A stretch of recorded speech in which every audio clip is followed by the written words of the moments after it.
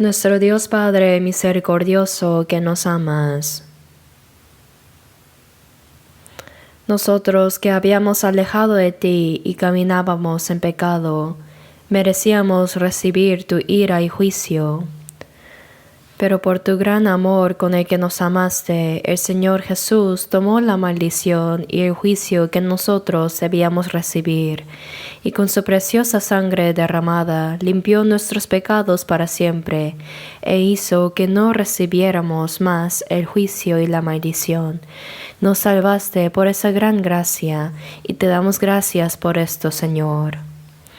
En esta hora nosotros, que hemos sido redimidos por la preciosa sangre del Señor, estamos reunidos ante ti para alabar tu gran amor y gracia, para aprender tu palabra y tener comunión con el Señor en esta santa congregación de los salvos. Te damos gracias, Padre, porque creemos que ahora en este momento también el Señor está entre nosotros.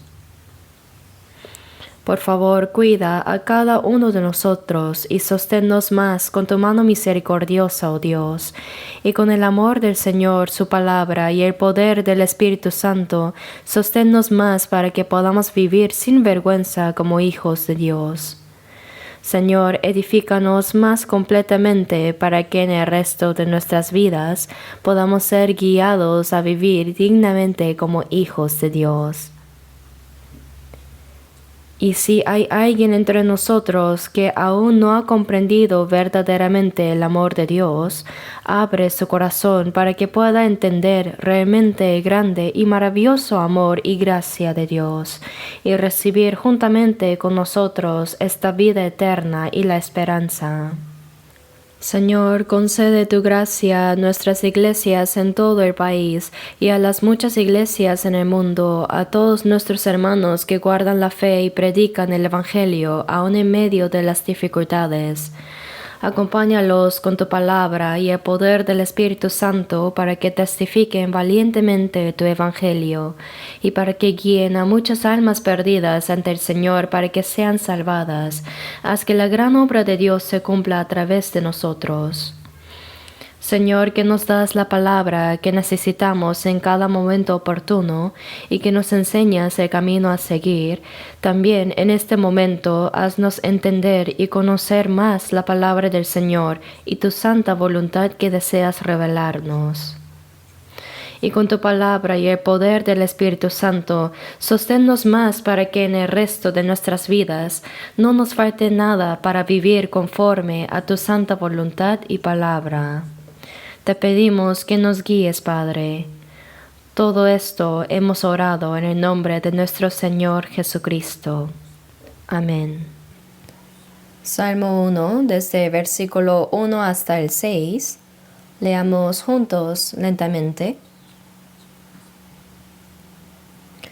Bienaventurado el varón que no anduvo en consejo de malos, ni estuvo en camino de pecadores, ni en silla de escarnecedores se ha sentado, sino que en la ley de Jehová está su delicia, y en su ley medita de día y de noche. Será como árbol plantado junto a corrientes de aguas, que da su fruto en su tiempo y su hoja no cae, y todo lo que hace prosperará. No así los malos, que son como el tamo que arrebata el viento. Por tanto, no se levantarán los malos en el juicio, ni los pecadores en la congregación de los justos. Porque Jehová conoce el camino de los justos, mas la senda de los malos perecerá.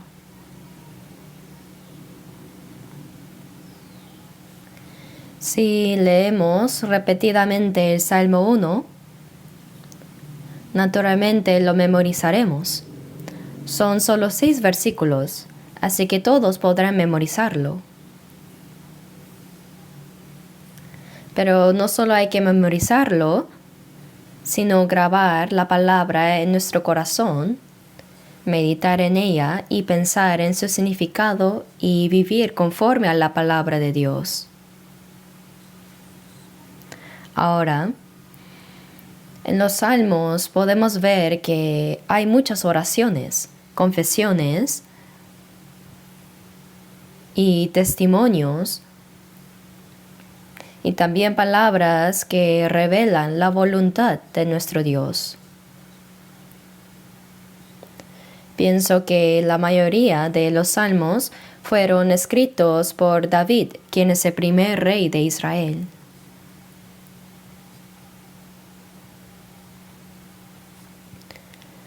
David, primero, mientras él pastoreaba las ovejas de su padre, sintió que así como él amaba y cuidaba a sus ovejas, Dios también cuidaba y amaba su alma.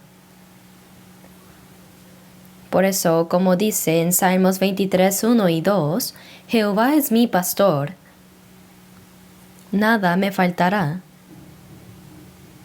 En lugares de delicados pastos me hará descansar, junto a aguas de reposo me pastoreará. Mientras David pastoreaba ovejas, pensó que así como él las amaba, Dios también lo amaba a él, lo protegía y lo guiaba.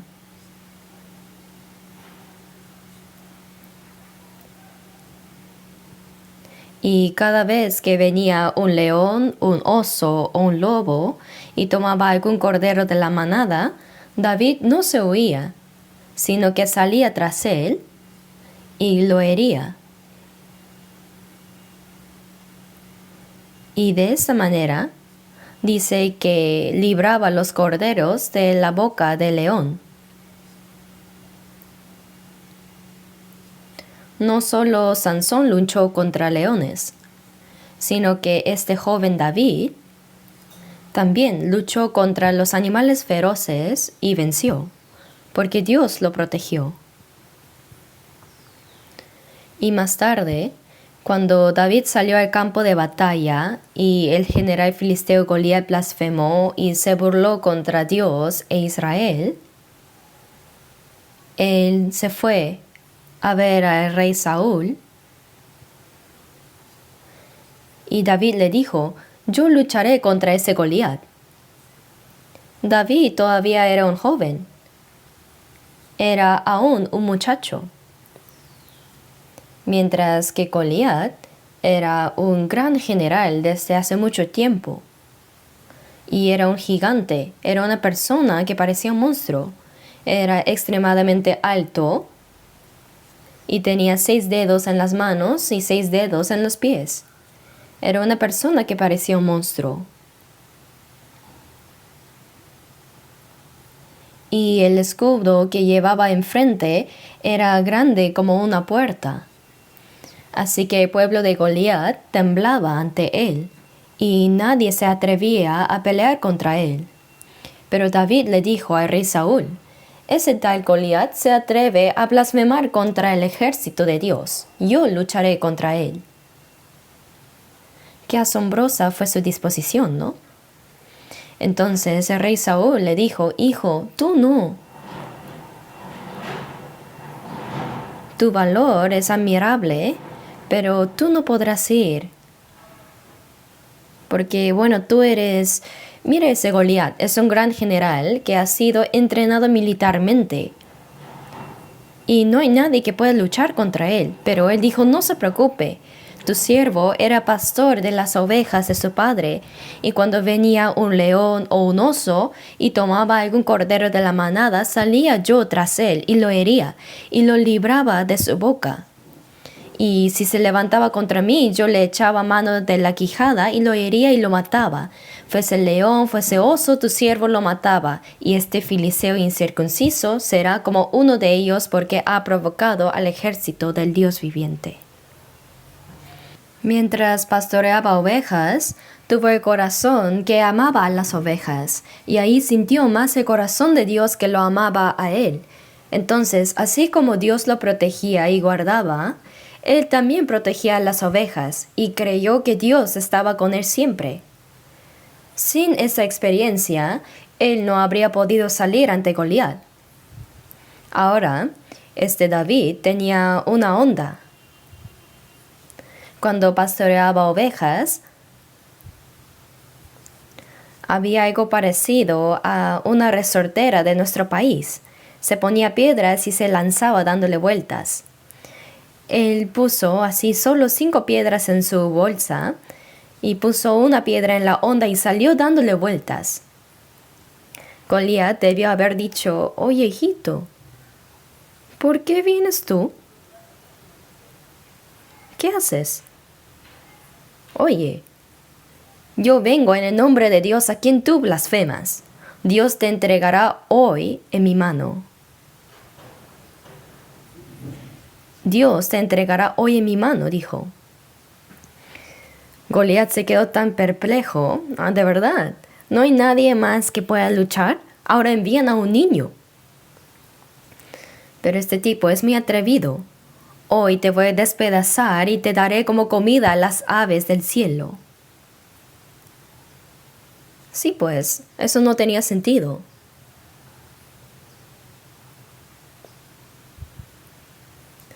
David puso una piedra en la onda y salió dándole vueltas. Goliat debe haber mirado preguntándose qué estaba haciendo, y David lanzó la piedra así. Pero, ¿quién era el conductor de la piedra? Dios. Se clavó en la frente de Goliat. Por muy gigante que Goliat fuera, ¿podría resistir una piedra clavada en la frente? Cayó hacia atrás. Como David no tenía espada en su mano, corrió, sacó el cuchillo de Goliat y le cortó el cuello. Mató a Goliat así. Fue algo asombroso. Ese día Israel tuvo una gran victoria. La victoria de David se convirtió en la victoria de Israel. Probablemente todo el país se alteró de este asunto. Así que después, David se convirtió en un rey de Israel. Por supuesto, David también fue una sombra del Cristo que habría de venir. Mientras ese David pastoreaba ovejas, compuso muchos poemas. También tocaba instrumentos musicales y cantaba. Por eso muchos de los poemas en los Salmos fueron escritos por David. Son salmos, poemas.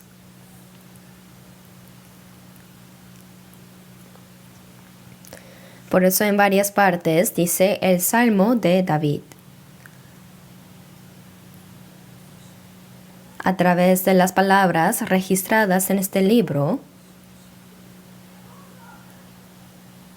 vamos a aprender juntos las enseñanzas que nos dan los salmos.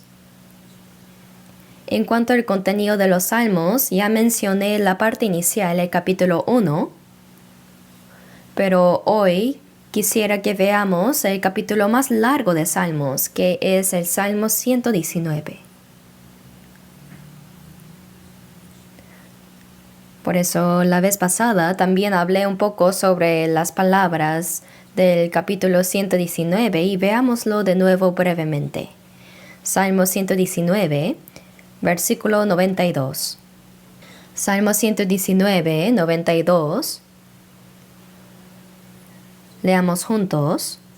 Si tu ley no hubiese sido mi delicia, ya en mi aflicción hubiera perecido.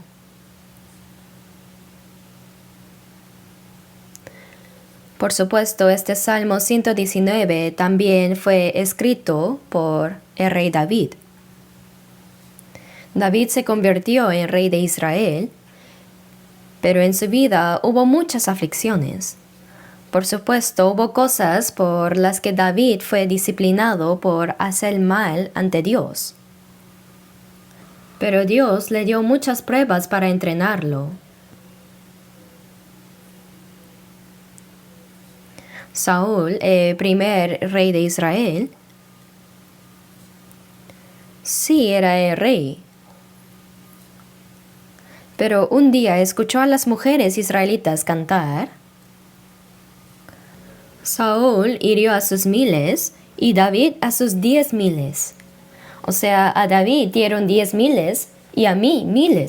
No le falta más que el reino, dijo. Sintió celos y sintió amenaza, la amenaza de que David le quitaría su trono. Entonces, por esto, desde ese momento Saúl vigiló a David y trató de matarlo. Varias veces le tiró lanzas y continuamente lo persiguió tratando de matarlo.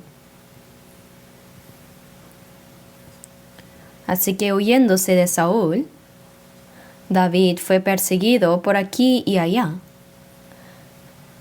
Y a veces tuvo que refugiarse del lado de los filisteos, que eran enemigos de Israel. Sufrió realmente humillaciones y aflicciones impensables.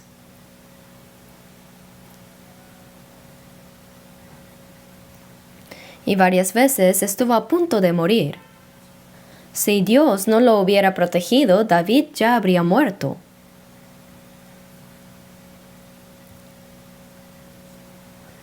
El rey Saúl movilizó su ejército continuamente y lo siguió tratando de matar a David. Hubo muchas aflicciones así. Eso está registrado en 1 de Samuel. Y después, Dios mató a Saúl y David se convirtió en rey de Israel y gobernó el país. Pero ¿qué pasó después? Un hijo de David, Absalón, su nombre es Absalón. Su nombre en coreano es el que debe ser aplastado. Su nombre es extraño, ¿no? Pero se dice que era extraordinariamente hermoso. Este Absalón, bueno, hay mucho que contar.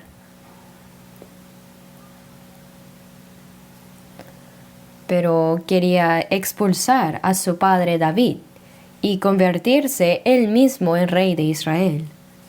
Así que ganó el corazón del pueblo y se hizo partidarios.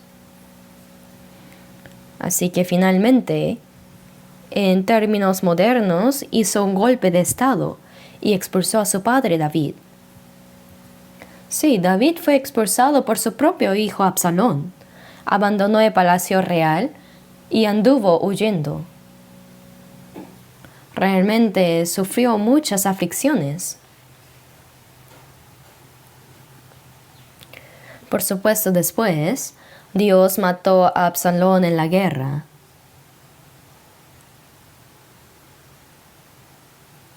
Así, David sufrió muchas aflicciones y pruebas.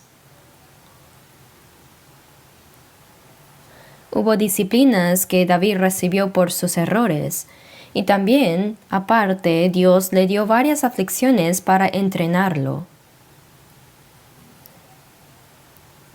Pero ahora, según las palabras del Salmo 119:92 que leímos, dice: «Si tu ley no hubiese sido mi delicia, ya en mi aflicción hubiera perecido». Aquí tu ley no se refiere a los 10 mandamientos o la ley en sí, sino que esta ley se refiere a toda la palabra de Dios. Si la palabra del Señor no hubiera sido mi delicia, David, en medio de muchas aflicciones y adversidades, confió solamente en Dios, y la palabra de Dios se convirtió en gran consuelo y gozo en su corazón.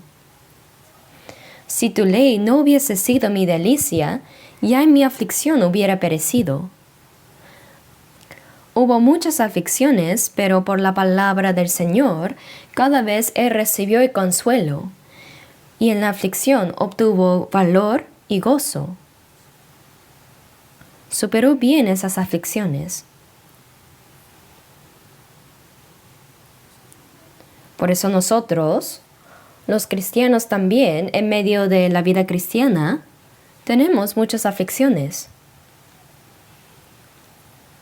Hay disciplinas y pruebas que recibimos por hacer mal ante Dios, y también hay sufrimientos. En medio de la vida cristiana hay muchos sufrimientos. Pero aunque estemos en esas aflicciones, mientras leemos, escuchamos y memorizamos la palabra de Dios, esa palabra se convierte en nuestro consuelo y gozo en el corazón. Y nos da la nueva valentía para vencer esas aflicciones. Si tu ley, tu palabra, no hubiese sido mi delicia, ya en mi aflicción hubiera perecido. No es que los cristianos no tengan aflicciones, sino que sí las tienen muchas. Pero por la fe en que el Señor está con nosotros y las palabras que el Señor ha dicho, aunque Dios no es visible a nuestros ojos, están las palabras que Dios ha prometido. Por esas palabras recibimos gran consuelo. Ellas se convierten en nuestro gozo y obtenemos valor para vencer todas las cosas. Y esas palabras ayudan a que nuestros pasos de fe que siguen al Señor no tropiecen. Por eso la palabra del Señor, la ley del Señor, si ella no hubiese sido mi delicia, ya en mi aflicción hubiera perecido, dice. Así nosotros también tenemos el mismo corazón, ¿verdad? Aunque hay muchas aflicciones y dificultades, recibiendo consuelo, gozo y valor de la palabra del Señor, creyendo que Dios está con nosotros, podemos vencer todo. Por eso, aún en la aflicción, confiamos en Dios y guardamos la palabra de Dios. Veamos también Salmos 119, 93. Versículos 93 y 4. Nunca jamás me olvidaré de tus mandamientos, porque con ellos me has vivificado.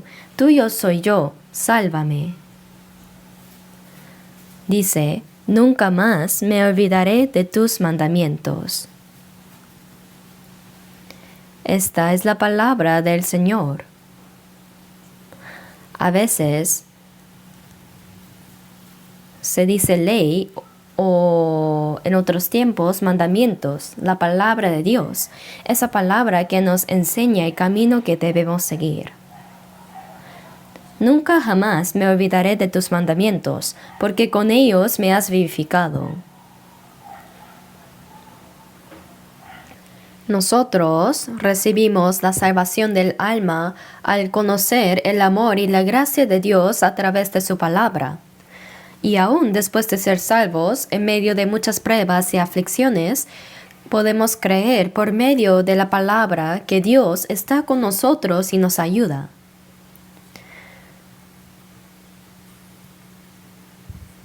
Por eso con ellas me has vivificado.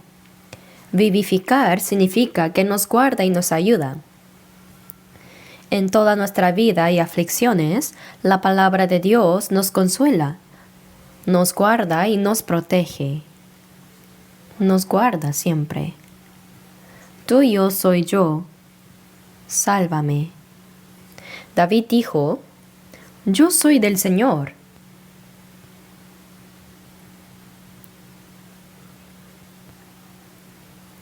Y en Romanos 1 vemos que dice, vosotros sois llamados a ser de Jesucristo. Y en 1 Corintios 6, 19 dice, no sois vuestros, porque habéis sido comprados por precio. Glorificad pues a Dios en vuestro cuerpo.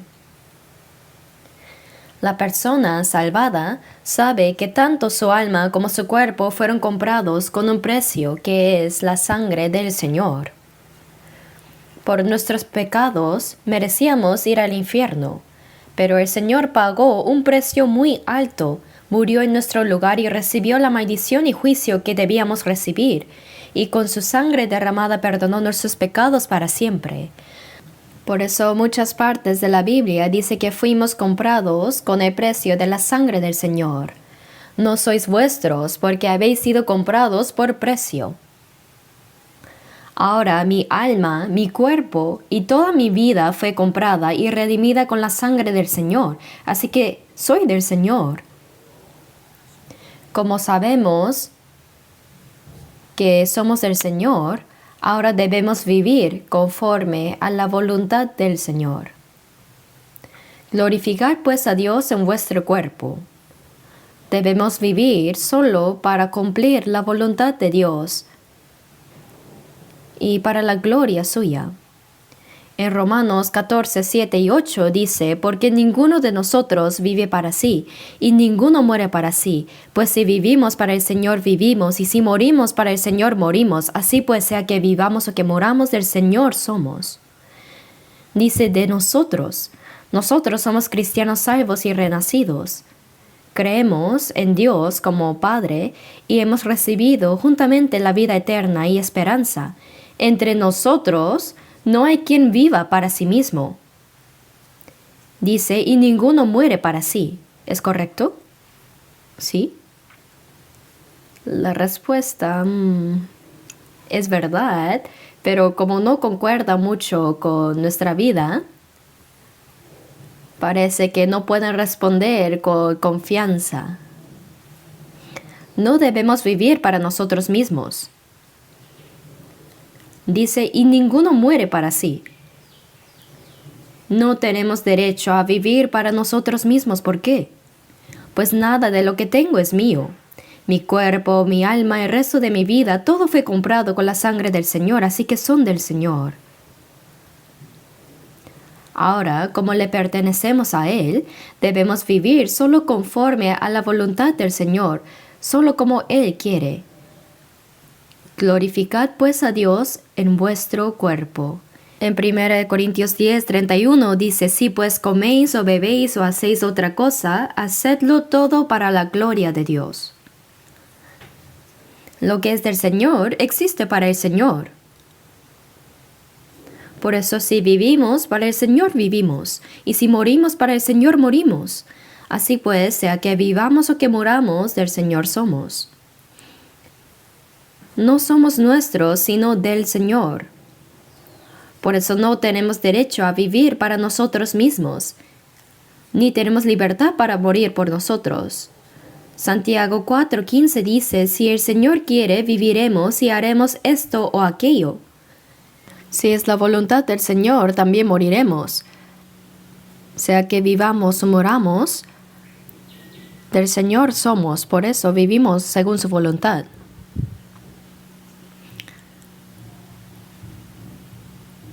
Por eso en Juan 17:10 vemos que en la larga oración que Jesús hizo a Dios la noche antes de que muriera en la cruz, Él dijo, y todo lo mío es tuyo, y lo tuyo es mío.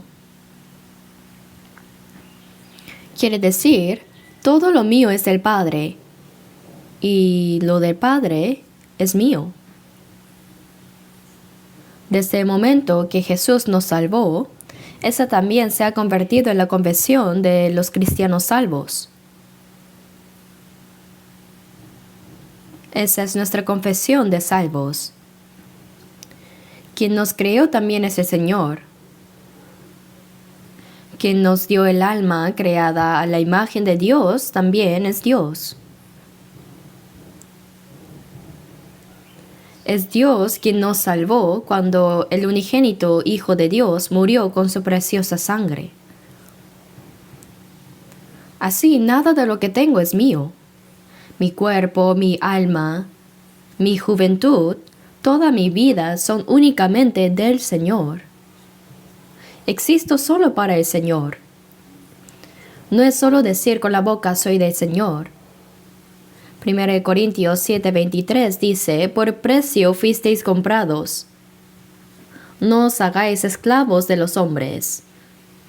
Dice por alto precio. Otras versiones dice así. ¿Por cuán alto precio fuimos comprados? En 1 de Pedro 1:18 dice, no con cosas corruptibles como oro o plata, sino con la preciosa sangre de Cristo, que no se corrompe ni se deshace, y que es más valiosa que el oro. Realmente, el Hijo unigénito de Dios entregó su vida y derramó toda su preciosa sangre para poder salvarnos. Entonces, de verdad, ¿cuán alto es el precio con el que nos compró? Como nos compró con un precio tan caro, ahora ya no debemos ser esclavos.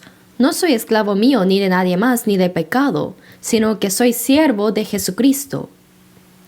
Nosotros, conforme a la palabra que está aquí en Salmos, somos del Señor. Soy del Señor. Debo hacer esta confesión. Quien pueda confesar esto, ahora debe vivir como corresponde al Señor.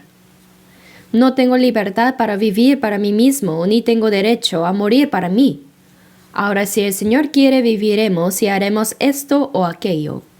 Si es la voluntad del Señor, también moriremos. Es decir, todo existe solamente para la gloria del Señor. Por eso, ahora esta fe, conforme a esta palabra en Salmo,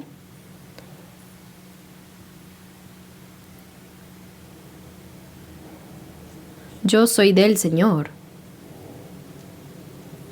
Dice que, Señor, soy tuyo. Por tanto, sálvame. Esta palabra sálvame significa que en nuestra vida diaria el Señor nos protege y guarda, aun en cualquier sufrimiento, porque somos del Señor, el Señor nos guarda. Leamos juntos Salmo 119, versículo 97. Oh, cuánto amo yo tu ley, todo el día es ella mi meditación. Oh, cuánto amo yo tu ley, todo el día es ella mi meditación. ¿Cómo amo tanto la palabra del Señor?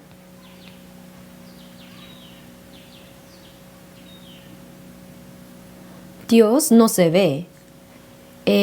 Juan 1:1 dice que en el principio era el Verbo, y el Verbo era Dios.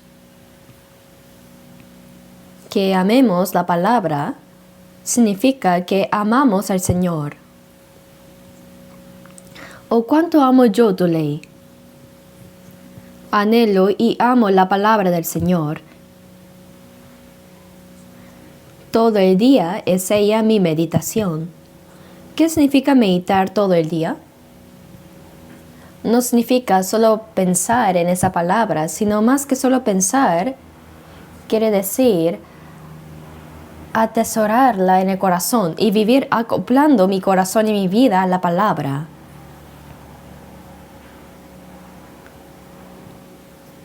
Si es la voluntad del Señor, haremos esto y aquello.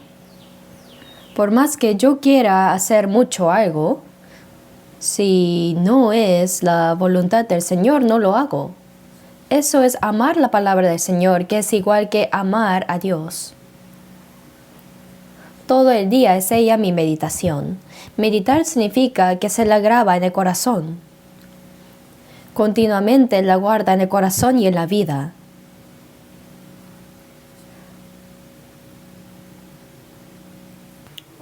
Por eso, viviendo más santa y piadosamente y viviendo junto con Dios, podemos sentir la verdadera felicidad.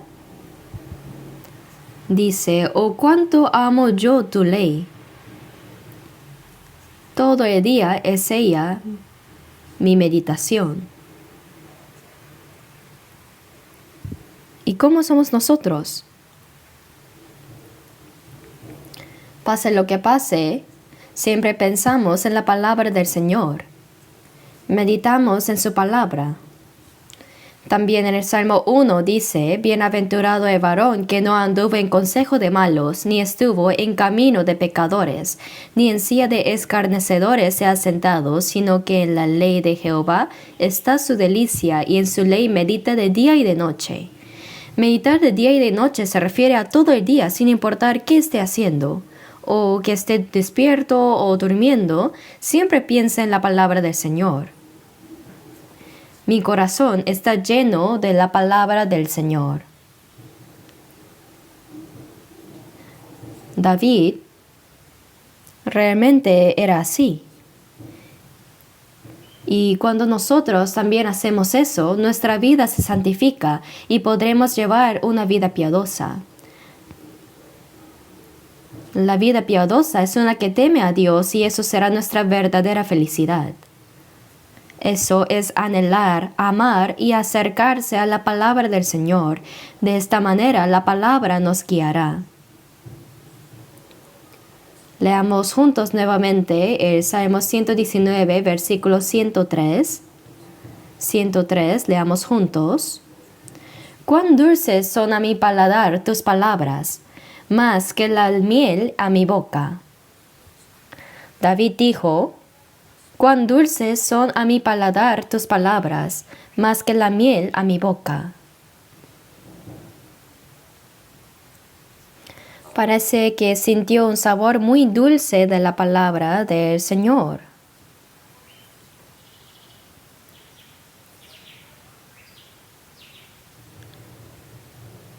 A una persona que nunca ha probado la miel, por más que le digan que la miel es muy sabrosa, no lo entendería.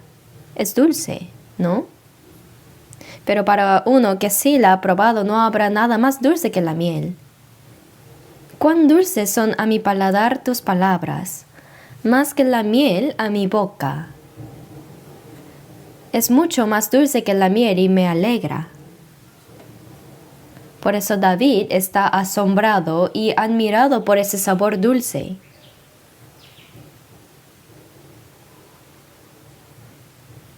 Así, le gusta leer la palabra, le gusta escucharla, memorizarla y se goza en guardar esa palabra en su corazón y vida. ¿Por qué? Porque esa palabra se convierte en el gozo y alegría de mi corazón, más que la miel. Más que la miel. ¿Qué opinan? ¿Realmente la Biblia es más dulce que la miel? ¿Es tan rica como la miel? Algunas personas, cuando leen novelas románticas, se desvelan toda la noche con los ojos rojos sin dormir. Pero cuando abren la Biblia, después de leer unos versículos se duermen. Y algunas personas dicen que cuando no pueden dormir leen la Biblia, porque al leerla se duermen rápidamente. Pero eso está mal. Por supuesto, como estamos cansados, no solo con la Biblia, sino con cualquier contenido, cuando estamos cansados, puede ser que tengamos sueño. Pero si llegamos a probar el sabor de la palabra de Dios, realmente no sentimos pasar el tiempo. Ustedes dicen que deben leer la Biblia, que deben leerla, pero realmente ¿les parece tan dulce? Como la comida es sabrosa, la palabra de Dios debe también ser sabrosa. Es más dulce que la miel. La palabra de Dios es más dulce que la miel a mi boca, dice. Cuando uno guarda esa palabra en su corazón y vida, cuando la comprende, siente mucho gozo. Y cuando la guarda en su corazón y vida, se convierte en felicidad y alegría. Leamos juntos nuevamente el versículo 105. Salmo 119, versículo 105. Leamos juntos. Lámpara es a mis pies tu palabra y lumbrera a mi camino. Lámpara es a mis pies tu palabra y lumbrera a mi camino. David dijo que la palabra del Señor era lámpara a sus pies y lumbrera a su camino. En la noche oscura, sin lámpara no se puede encontrar el camino, ¿no? Una vez fui invitado a una iglesia rural para hacer un seminario. Y cuando era de día, fui a la casa del anciano de esa iglesia. Y luego estaba regresando después de cenar. Ya era de noche, pero como no quedaba muy lejos, fui solo buscando la iglesia. Pero en el camino me di cuenta que esa no era la ruta. Había olvidado el camino. Como estaba oscuro, aunque había una ruta, la olvidé y me pasé de largo. Pensé, oh no, ¿qué hago? Porque ya se acercaba la hora del seminario. Pero justo varias personas venían de allá, así que les pregunté, señores, ¿cómo puedo llegar a tal iglesia? Y me dijeron, está por allá, síguenos. Eran personas que iban a esa iglesia, así que el expositor siguió a los que iban a esa iglesia. Pensándolo bien, la razón por la que me había perdido era porque no había lámpara. Había un camino, pero me pasé de largo porque no veía. Si hubiera estado obstáculos, también me hubiera tropezado y caído. Por eso la lámpara nos enseña y muestra el camino a seguir. Por eso lámpara es a mis pies tu palabra. Lámpara es a mis pies tu palabra y lumbrera a mi camino. En este mundo oscuro como las tinieblas, sin la palabra del Señor no podemos vivir correctamente. Como una lámpara que alumbra el camino en las tinieblas, en este mundo oscuro, la lámpara de la palabra de Dios nos enseña el camino a seguir. Lámpara es a mis pies tu palabra y lumbrera a mi camino. También está en el himno, ¿no? Oh, cántamelas otra vez, bellas palabras de vida, sí, de luz y vida, son sostén y guía. Es verdad. Alumbra nuestros caminos. Si no conocemos la Biblia, vagamos. ¿Es himno o quejar himno? No, hay un dicho así. En campo ancho y áspero me esfuerzo, mas no sé por dónde voy, vagando por aquí y por allá. El diablo al verme se burla, diciendo, ¡qué bien! O sea, si no conocemos la palabra de Dios, somos como vagabundos que van de aquí para allá sin encontrar el camino en un campo áspero y ancho. La palabra de Dios claramente nos muestra el camino a seguir. Nos enseña qué es vivir para la voluntad, el plan y la gloria de Dios. Por eso su palabra es lámpara a mis pies y lumbrera a mi camino. El Espíritu Santo siempre nos muestra el camino a seguir con la palabra de Dios. La vida cristiana no es solo ir y venir a la iglesia como costumbre. No es solo cantar himnos, orar juntos, dar ofrendas, saludar y despedir a los hermanos y así sucesivamente. No es eso. ¿Qué es la iglesia? Al ver el término iglesia con la letra china, significa enseñar y reunirse. Nos reunimos para recibir la enseñanza por medio de la palabra de Dios. Cada vez que nos reunimos, Dios y el Espíritu Santo nos enseñan el camino a seguir.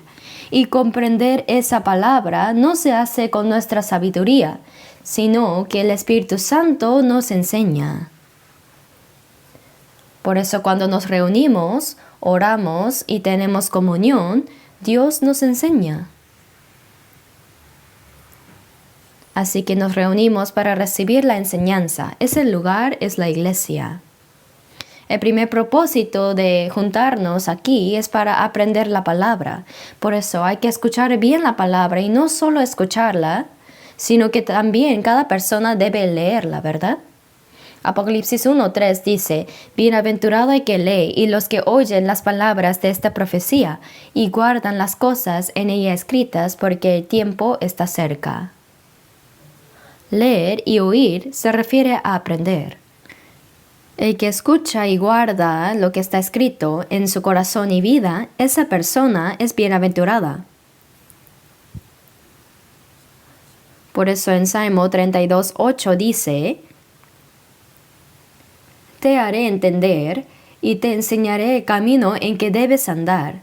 Sobre ti fijaré mis ojos, dice. El Señor nos enseña el camino en que debemos andar y mira si vamos o no por ahí. Yo una vez, antes en Jeju, en Songwipo, fui a buscar a alguien y pregunté por el camino. Entonces una señora me dijo, vaya derecho y luego siga así. Pero yendo apareció un callejón y como no sabía bien miraba de un lado a otro. Y entonces dijo, no por ahí, vaya por acá. Me enseñó el camino y estaba viendo si yo iba bien o no. Qué tan amable, ¿no? Así el Señor nos enseña el camino a seguir y nos observa y disciplina. Observa si vamos o no por ese camino y si no vamos nos reprocha y reprende. Dice, te haré entender y te enseñaré el camino en que debes andar. Sobre ti fijaré mis ojos. Versículo 9 dice, no seáis como el caballo o como el mulo sin entendimiento, que han de ser sujetados con cabestro y con freno, porque si no, no se acercan a ti. Los caballos o mulas tienen que morder el freno o ponerse la rienda y arrastrarlos tirando de la nariz. Si no, no van. No sigas así a la fuerza, eso quiere decir. No seáis como el caballo o como el mulo sin entendimiento. Si no va obedientemente, Dios va a poner un freno y rienda, ¿saben?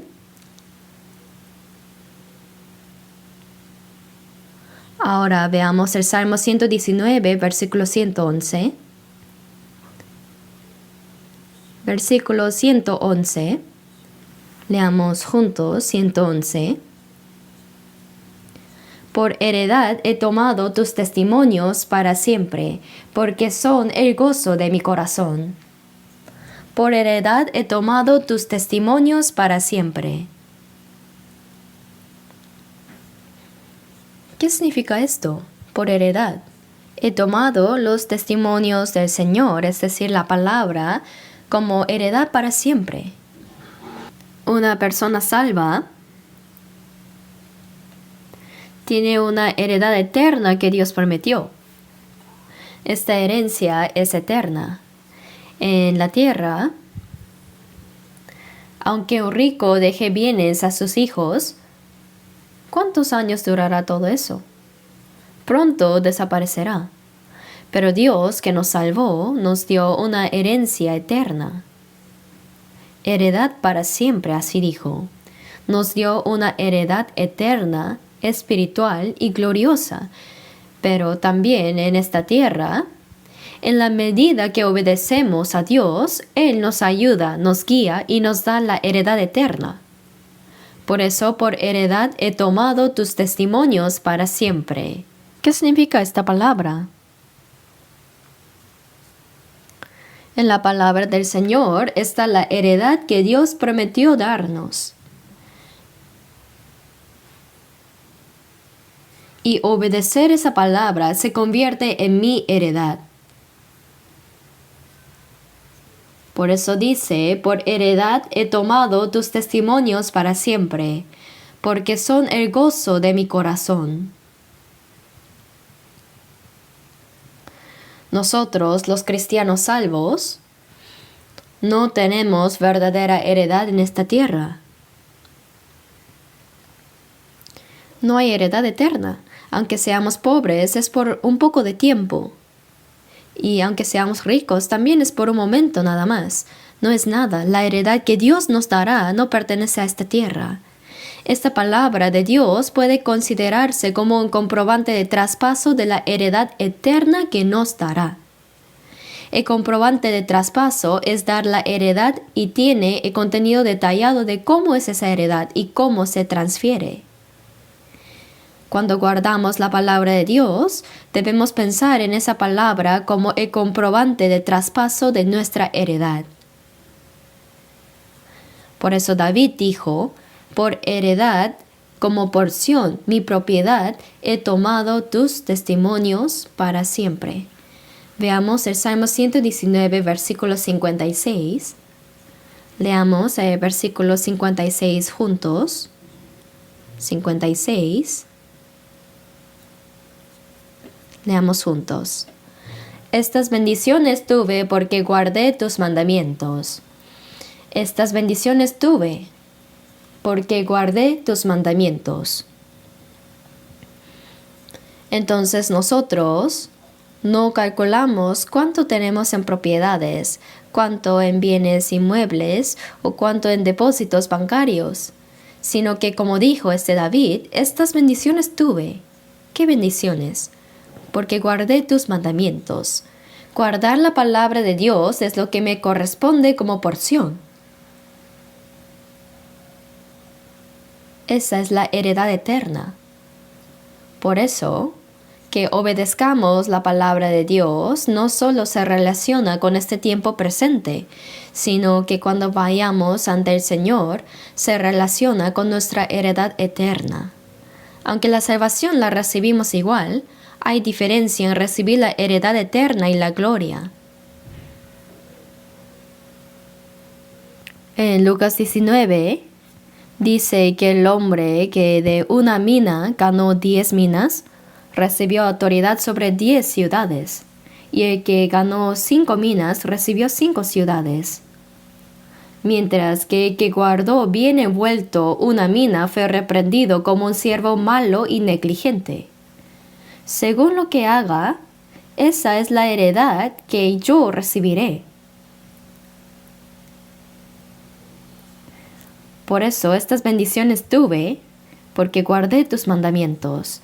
Cuando obedecemos la palabra de Dios, no solo en este tiempo presente, sino también al ir ante el Señor se relaciona con la heredad eterna.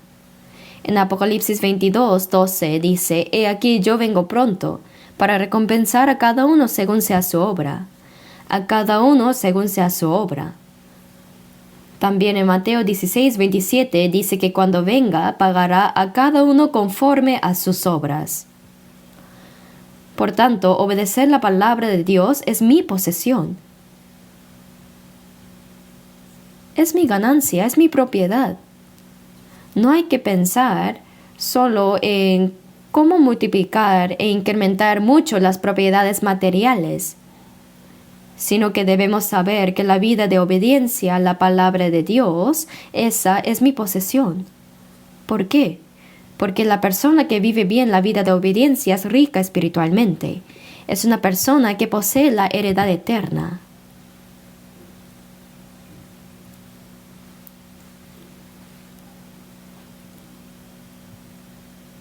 Ahora, veamos el Salmo 119, versículo 133. 133.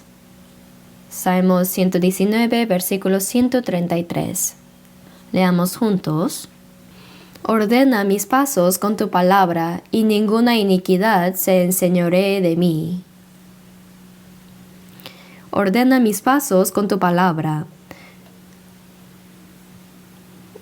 Aquí pasos son pisadas. Ordena cada pisada mía con tu palabra, Señor. Está pidiendo que le haga tomar cada paso siguiendo la palabra del Señor. En inglés dice, order my steps. Ordena, manda mis pasos.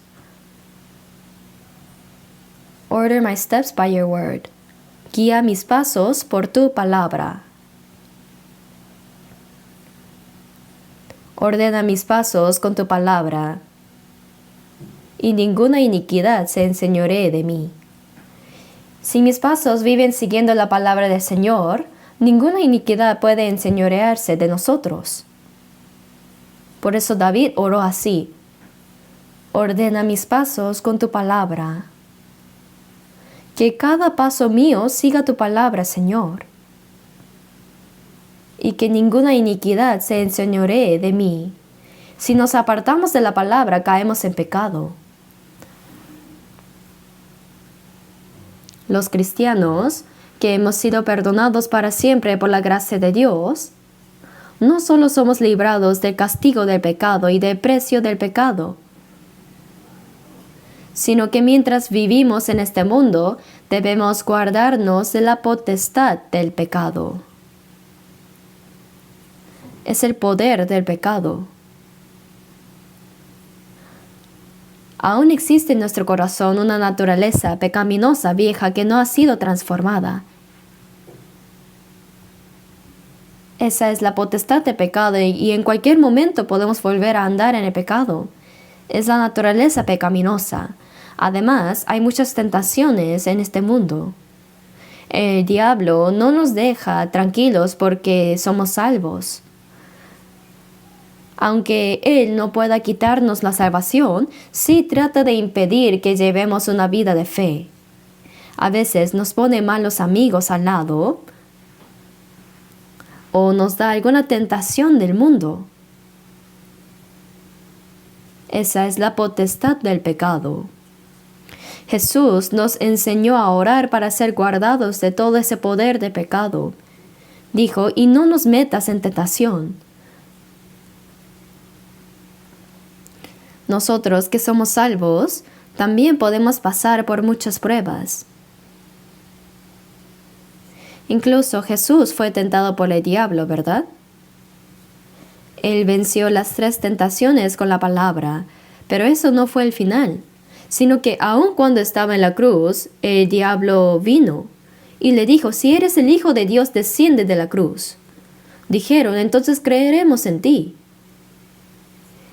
Pero si Jesús le hubiera hecho caso, ok, y si se hubiera bajado de la cruz diciendo, véanlo, entonces habría fracasado completamente en cumplir la obra de la salvación. Debemos vencer cualquier tentación del diablo. El diablo nos tienta sin cesar. Viene pruebas a causa de esta naturaleza que no ha sido transformada a través de personas y a través de diversas tentaciones del diablo. Por eso debemos esforzarnos siempre por vencerlas, hermanos. Tenemos que orar fervientemente. No basta con alegrarnos solo porque hemos recibido el perdón de pecados, sino que debemos orar para que podamos vencer la potestad de pecado que nos acerca continuamente, ¿verdad? ¿Estaría bien que una persona perdonada para siempre viva arrastrada por el pecado? No está bien. Por eso debemos anhelar y orar con sinceridad para andar correctamente por el camino que Dios ha determinado para nosotros. En Salmo 37:23 dice, por Jehová son ordenados los pasos del hombre, y él aprueba su camino. Dios ordena los pasos del hombre, es decir, de la persona salva, del cristiano. Cuando uno recibe la salvación, Dios ya determina el camino que ha de seguir hasta venir ante Él. Él ha ordenado los pasos del hombre, ha determinado el camino por el que debe andar y observa si vamos bien por ese camino o no y se complace en que andemos por él. Y él aprueba su camino. Y ninguna iniquidad se enseñoree de mí. De esta manera podremos vencer cualquier prueba o tentación. Oramos para que el pecado no se enseñoree de mí, que no gobierne sobre mí el pecado. Si alguien ha sido salvo, ha recibido el perdón de sus pecados, entonces ¿está bien que viva arrastrado por el pecado? No, ¿verdad? Bueno, ya que he sido perdonado para siempre, no iré al infierno al menos. Si alguien piensa de esta manera, debería examinar si realmente es salvo o no. Si realmente lo es, entonces debe vivir conforme a la voluntad de Dios. Vamos a leer un momento el Salmo 119, versículo 147. Versículo 147 y 148. Leámoslo juntos. Me anticipé al alba y clamé, esperé en tu palabra. Se anticiparon mis ojos a las vigilias de la noche para meditar en tus mandatos. Aquí está la confesión de David. Me anticipé al alba y clamé. Antes del alba, antes del amanecer significa, incluso Despertándose en la madrugada, clamaba a Dios. Le daba gracias a Dios y oraba fervientemente. Dice, me anticipé al alba y clamé, esperé en tu palabra. Él anheló profundamente la palabra. Se anticiparon mis ojos a las vigilias de la noche para meditar en tus mandatos. Quiere decir que para meditar en su palabra se despertaba aún en la noche. Se anticiparon mis ojos a las vigilias de la noche. Miren cuánto anhelaba David la palabra del Señor. Incluso mientras dormía, se despertaba para meditar en la palabra de Dios. Para darle gracias se despertaba. También para orar y meditar en su palabra.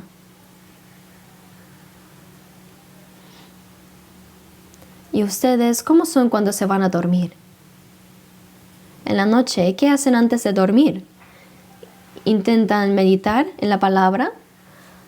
Recordar lo que han aprendido y repasar en su mente los versículos que puedan memorizar. Eso es meditar. Guardar eso en el corazón es meditar. Salmo 1:2 dice, sino que en la ley de Jehová está su delicia, y en su ley medita de día y de noche. Medita de día y de noche significa estar pensando constantemente en la palabra de Dios. Cuando yo tengo que predicar los domingos, durante toda la semana tengo que preparar y reflexionar sobre el mensaje que voy a compartir. Incluso cuando estoy por dormir o durante la noche, sigo pensando en la palabra. Y es algo verdaderamente maravilloso porque Dios me ayuda a comprender el mensaje. Pero a veces temo olvidarlo. Por eso necesito anotarlo rápidamente. Alguien me dijo una vez que él siempre deja un cuaderno y un lapicero al lado de la cama para anotar lo que Dios le revela durante la oración antes de dormir. Claro, es difícil levantarse en medio de la noche para escribir. Así que uno sigue pensando y pensando en eso para no olvidarlo. Y por la mañana cuando despierta, a veces viene a la mente esa palabra de otra vez. Y si sigue reflexionando, hay que escribirla rápidamente antes de que se le escape. Dios nos da su palabra en ciertos momentos así. Y mientras meditamos en ella, Él nos ayuda a comprenderla con mayor profundidad. Como dice el salmista, se anticiparon mis ojos a las vigilias de la noche para meditar en tus mandatos. Mire cuánto anhelaba David la palabra de Dios.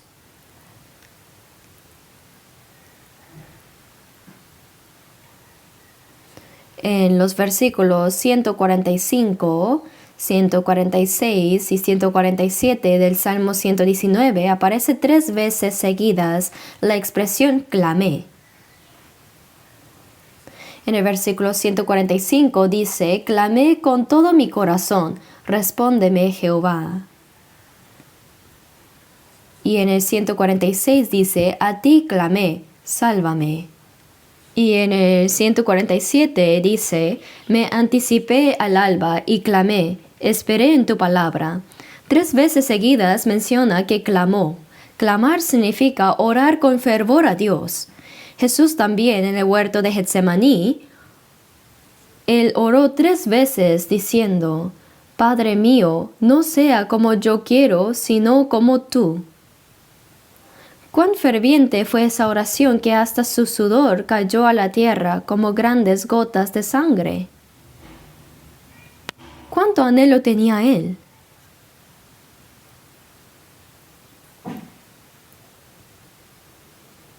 Jesús tenía el mismo cuerpo humano que nosotros. Sentía cansancio, sed, hambre, tristeza. Incluso lloró algunas veces. Y cuando tenía dolor físico, también lo sentía intensamente, igual que nosotros. Pero la cruz es la máxima vergüenza y el mayor sufrimiento que un ser humano puede recibir. El Hijo unigénito de Dios sin pecado vino a este mundo. Él nunca cometió pecado. Fue quien guardó completamente la ley que nosotros no podemos guardar. Sin embargo, Él recibió la sentencia de muerte como si fuera el más miserable pecador de todos. Fue azotado, cargó la cruz y fue llevado al lugar de ejecución. Sabiendo todo eso, ¿acaso fue fácil para Jesús avanzar hacia la cruz? Él pidió: Padre mío, si es posible, pase de mí esta copa. Si Jesús hubiese evitado la copa del sufrimiento de la cruz, entonces nosotros tendríamos que tomarla e ir al infierno. Por eso Jesús tenía que beber la copa de la ira y el juicio de Dios que nosotros debíamos beber. Pase de mí esta copa, pero eso era su voluntad humana, pero no sea como yo quiero, sino como tú. La voluntad del Padre era que el Hijo unigénito sin pecado muriera en nuestro lugar y recibiera el juicio para que el juicio pasara sobre nosotros. Por eso, incluso Jesús, en su carne, no deseaba recibir aquel sufrimiento.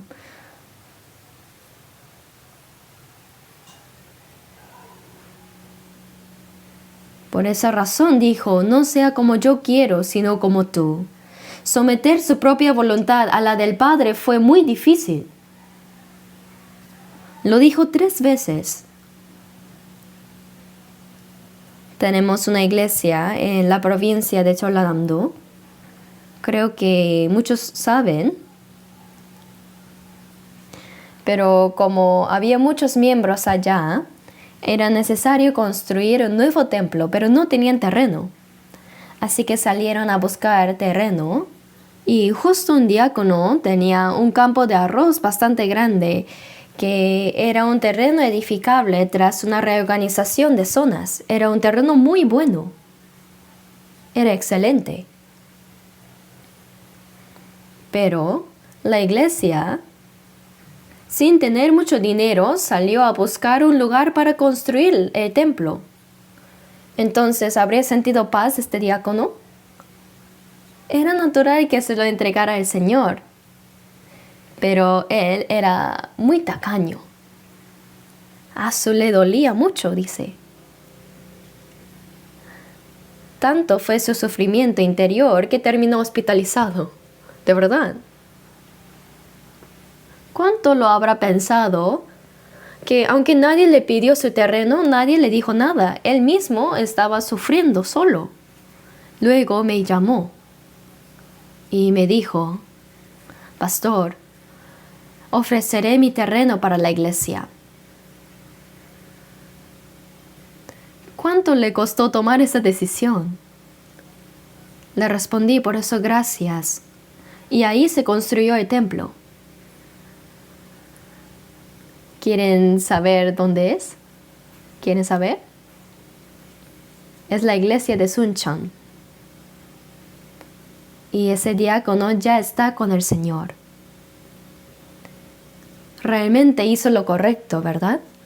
Hizo muy bien en ofrecerlo al Señor. Someter la propia voluntad y obedecer la voluntad de Dios realmente es muy difícil. Incluso Jesús, al orar diciendo: pero no sea como yo quiero, sino como tú, oró con tanta intensidad que su sudor se volvió como gotas de sangre. Es una lucha contra uno mismo. A veces, para rendirnos a la voluntad de Dios, debemos luchar contra nosotros mismos. Por eso hay que orar. No sea como yo quiero, sino como tú. Hay que orar fervientemente para vivir según la voluntad de Dios y así tener una verdadera comunión con Él.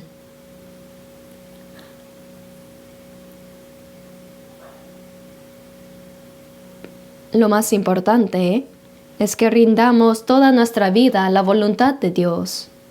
Eso es la verdadera vida cristiana. Muchos asisten fielmente a la iglesia, oran juntos, cantan himnos, dan sus ofrendas de manera apropiada y participan en la comunión. Pero a veces no queremos obedecer, ¿verdad? Nuestra carne no lo quiere, porque obedecer implica sufrimiento y sacrificio. La carne no lo desea. Incluso cuando hacen cosas para Dios, si lo hacen más o menos, aún los que no son salvos a veces lo hacen mejor, ¿saben? ¿Cuánto se esfuerzan los mundanos también? Pero ellos no pueden rendir su voluntad al Señor.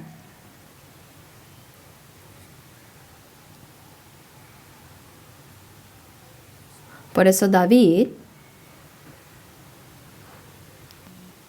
dice que él se despertaba al alba para clamar a Dios, para meditar en su palabra y andar conforme a la voluntad de Dios, para poder recibir la fuerza de vivir conforme a la voluntad de Dios. Debemos hacer lo mismo. Hay que vencer la carne. La persona salva primero debe vencer en la lucha contra sí misma. En 1 de Pedro 2:11 dice que os abstengáis de los deseos carnales que batallan contra el alma. Dentro de nosotros hay deseos carnales, mientras que el alma desea obedecer la palabra de Dios, pero la carne no quiere hacerlo. Por eso debemos someter y vencer esos deseos carnales. Solo a través del Espíritu Santo podemos vencerlos. Eso es la vida cristiana y la vida victoriosa. Por eso dice, medita de día y de noche. Y también se anticiparon mis ojos a las vigilias de la noche para meditar en tus mandatos. Meditar no significa solo pensar pasivamente, sino vivir con el corazón, el pensamiento y las acciones centradas en la palabra de Dios. Toda vida que se esfuerza en practicar la palabra es una vida de meditación. Así debe ser la vida del cristiano. Vivir verdaderamente conforme a la voluntad de Dios. Como dijo David, estas bendiciones tuve porque guardé tus mandamientos. Aunque uno tenga muchas riquezas y posesiones en este mundo, si no guarda la palabra de Dios, es una persona pobre ante los ojos de Dios. Por eso en Lucas 12, versículo 20, Jesús dijo, pero Dios le dijo, necio, esta noche vienen a pedirte tu alma, y lo que has provisto, ¿de quién será? Así son las personas del mundo, pero incluso una persona salva podría vivir bien, pero ser pobre ante Dios. ¿Qué significa eso? Aquel que no guarda verdaderamente la palabra de Dios no es rico para con Dios. Esa persona no posee herencia eterna ante Dios. Estas bendiciones tuve porque guardé tus mandamientos. Si el Señor viniera hoy, ¿qué ocurriría? Se revelará completamente cómo hayamos vivido desde que fuimos salvos hasta el día en que estemos ante el Señor. 2 Corintios 5:10 dice, porque es necesario que todos nosotros comparezcamos ante el tribunal de Cristo, para que cada uno reciba según lo que haya hecho mientras estaba en el cuerpo, sea bueno o sea malo. Lo que se hace conforme a la voluntad del Señor es lo bueno y lo que no es malo. Vivir según la carne es lo malo y vivir según el Espíritu Santo es lo bueno. Vivir según la voluntad del Señor es lo bueno y no vivir así es lo malo. Seremos juzgados según las obras que hayamos hecho en el cuerpo, sean buenas o malas. Este es el tribunal de los cristianos. Las personas que no son salvas serán juzgadas por sus malas obras y su castigo en el infierno será proporcional a sus pecados. Por otro lado, los cristianos salvos serán juzgados según cuánto hayan vivido conforme a la voluntad de Dios. Pensando en eso, aunque seamos pobres en este mundo, debemos ser ricos para con Dios. Vivir obedeciendo a la palabra de Dios no solo nos garantiza una herencia eterna, sino que incluso mientras vivimos en esta tierra, Dios nos ayudará. Por eso estoy explicando con más detalle este pasaje del Salmo. Y la próxima vez seguiremos viendo más sobre los Salmos. Les explicaré una vez más. Oremos juntos. Nuestro Padre Dios misericordioso, nosotros que vivíamos alejados de ti y en medio del pecado, como ovejas descarriadas, siguiendo los deseos de nuestra carne, merecíamos recibir tu ira y tu juicio. Pero gracias, Dios, a tu gran amor y asombrosa gracia, tú nos salvaste y nos diste vida eterna y una gloriosa esperanza. Te agradecemos por esa inmensa gracia. Todo el resto de nuestra vida, nuestro cuerpo y alma fueron comprados con la preciosa sangre de Cristo. Y ahora todo es para ti, Señor, sea que vivamos o que muramos, que todo sea para la gloria de Dios. Guárdanos para que no volvamos a seguir los deseos de la carne, ni que nuestro corazón sea atrapado por las vanidades del mundo, sino que siguiendo solamente tu santa palabra, ayúdanos a vivir para tu voluntad y gloria. Y cuando el Señor regrese pronto, anhelamos poder estar delante de ti sin vergüenza. Guía y gobierna nuestras vidas. Oramos en el nombre de nuestro Señor Jesucristo. Amén.